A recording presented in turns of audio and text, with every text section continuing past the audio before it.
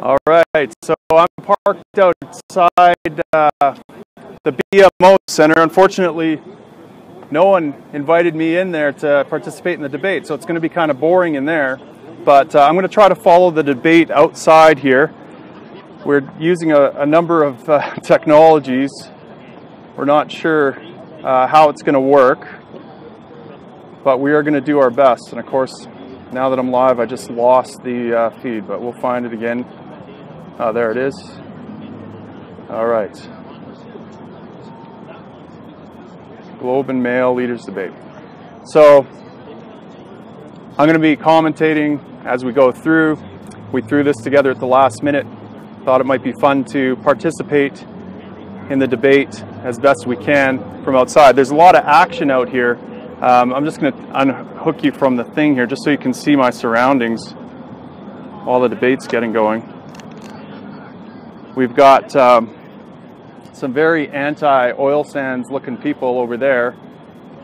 They were chanting earlier, and of course it didn't help that I wore this shirt. I heart oil sands. It's a big part of the economy. I heart property rights more than I heart oil sands, but the oil sands are a force for good, by and large. All right, we've got the debate going on now. So I'm going to be listening in and watching and commenting.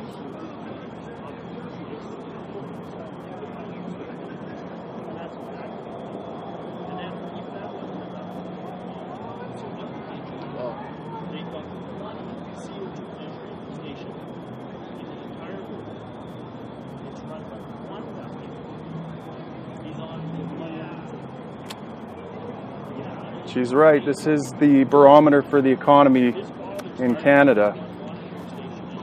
As Alberta does, so does the rest of the economy.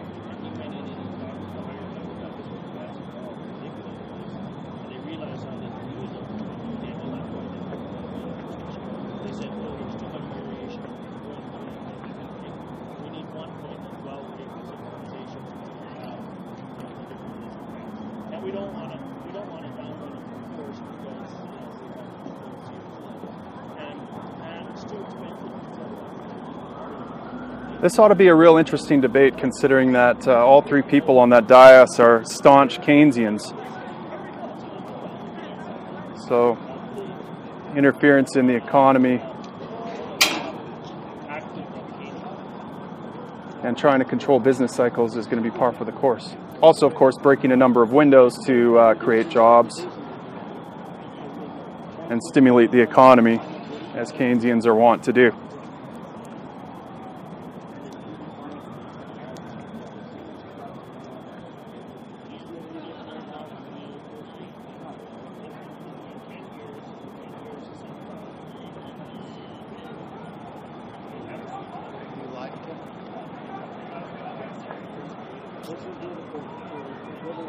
Can you guys hear me out there, by the way? Can I get a comment? I'm trying one of these lapel mics out, and I'm not sure it's working. Perfect. Thanks, Lopez Alex. Look at all these hearts. This is cool. A lot of love coming my way.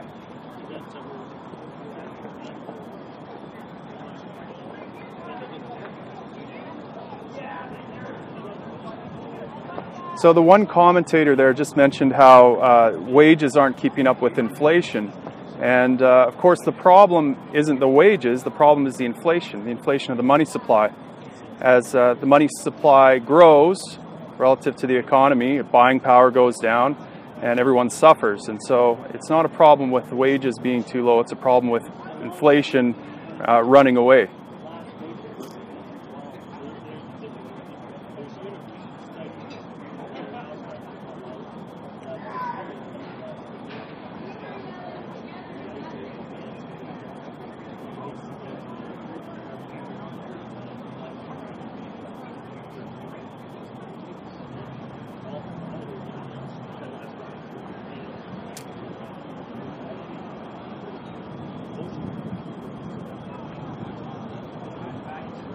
Of course, there's two ways to balance budgets, isn't there? There's taxing the heck out of people to try to get more revenue, and there's cutting expenditures. Of course, Libertarians favor cutting expenditures, allowing money to stay locally within communities, within provinces, rather than being dumped into a giant federal bureaucracy where inefficiencies and bureaucratic bloat suck up all the money.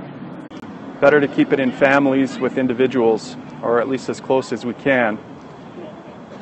So we favor cutting government expenditures and also decreasing taxation, taking the burden off businesses, off productive people, families.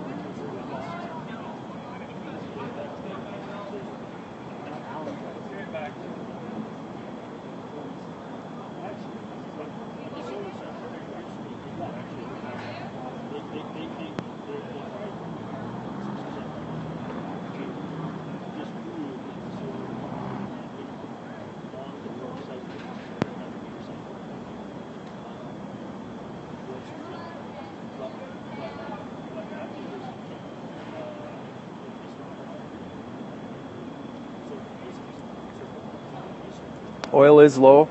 That is, that's affecting everyone here in Alberta. It's affecting Fort McMurray, my family and friends back up there. It's affecting people here in Calgary. Calgary slowed right down.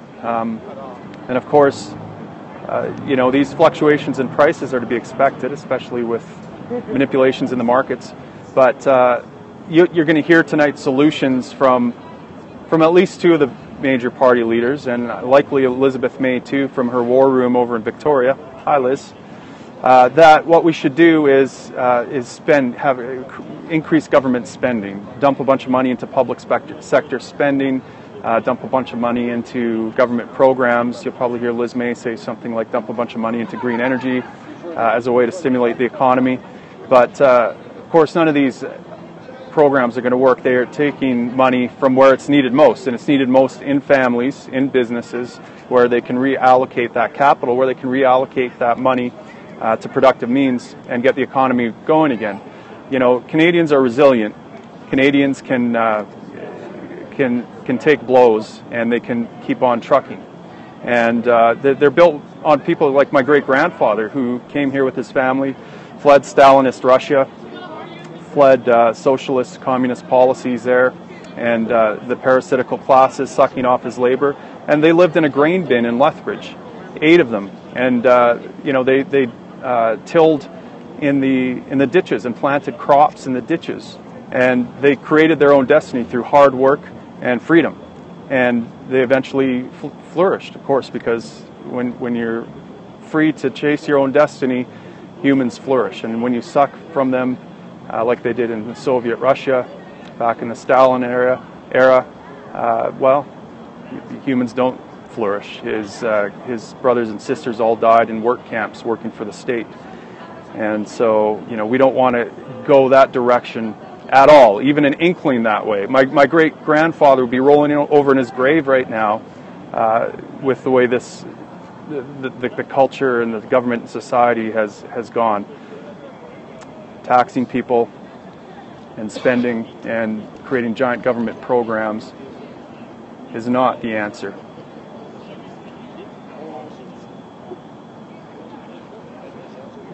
If those of you are wondering what I'm commenting on, that sun's bright, isn't it?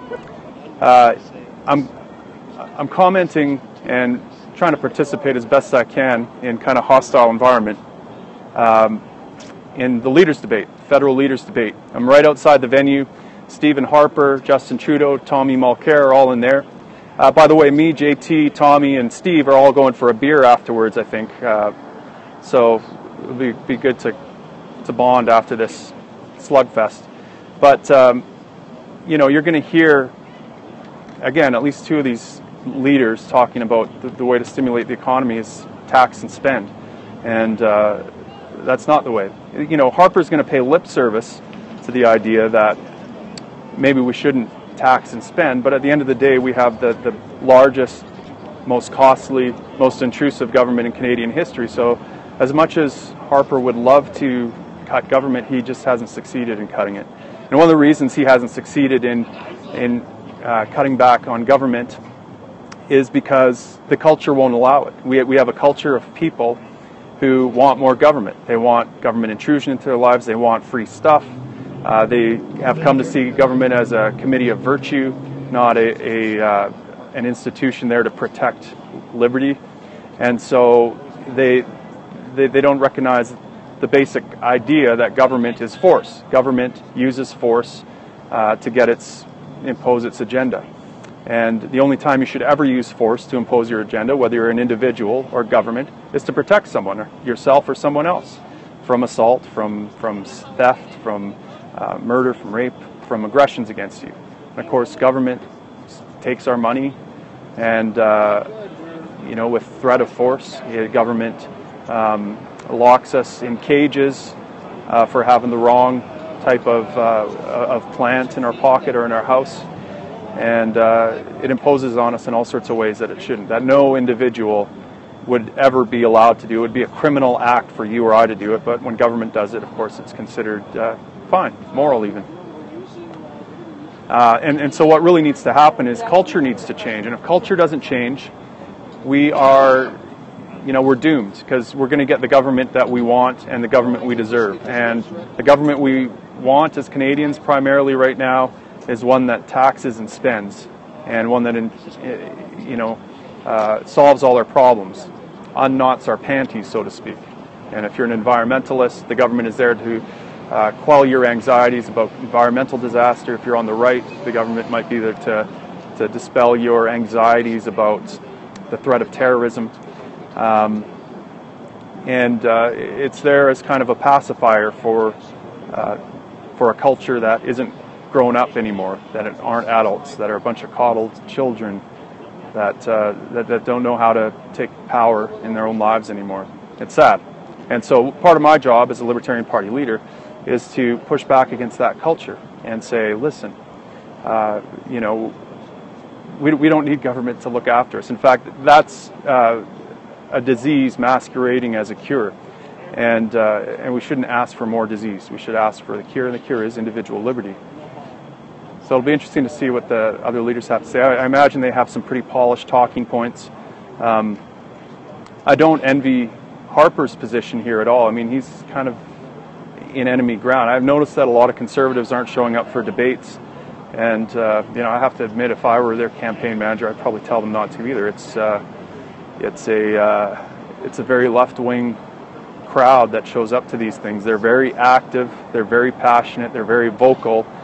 And I mean, how do you can't argue with it. I mean, this crowd, earlier there was a large group of I Heart Oil Sands activists here. There was a few of them, but man, they were up against it. There was a huge crowd of environmentalists, I guess, here, explaining how evil fossil fuels are. I'll just scroll over now. The crowd's kind of dispersed, but we have a few I Heart Oil Sands guys. These are my peeps.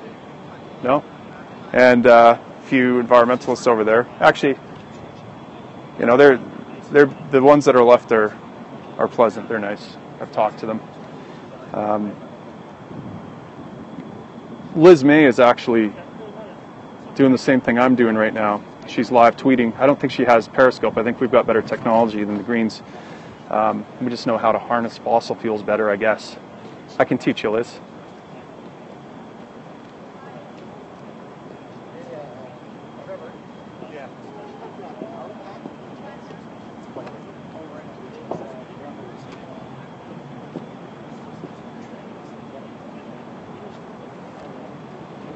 Oh, we're waiting for these guys to step up. Does anybody out there have any questions for me? I'll answer your questions as best I can.